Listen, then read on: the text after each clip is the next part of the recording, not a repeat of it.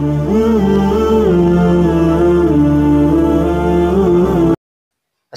আলাইকুম ওয়া রাহমাতুল্লাহি ওয়া বারাকাতুহু।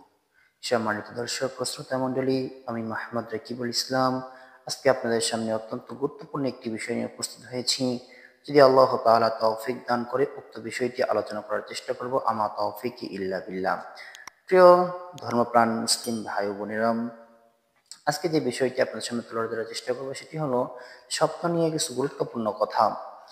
তার মধ্যে প্রথম বিষয় হলো যে আমরা স্বপ্নের কথা সবার কাছে বলবো না।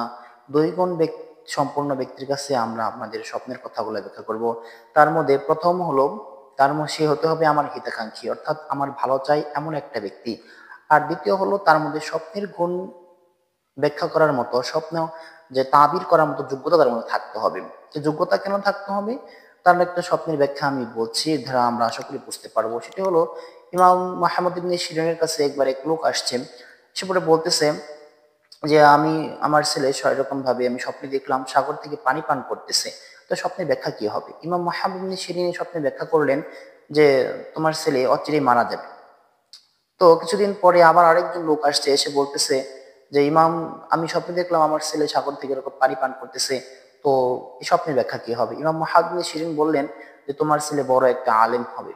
তো এরকম ভাবে কিছুদিন যাওয়ার পর দেখা গেছে আহ ইমাম মুহাম্মদ ইবনে সিরিন যেরকম ভাবে স্বপ্নের ব্যাখ্যা করেছেন পুরো স্বপ্নের ব্যাখ্যাটা মিলে গিয়েছে। এটা দ্বারা আমি এটা বোঝাতে চাইলাম যে প্রিয় ভাইরা আমার, এর কারণে এই স্বপ্নের ব্যাখ্যা ব্যক্তি বিশেষও হতে পারে।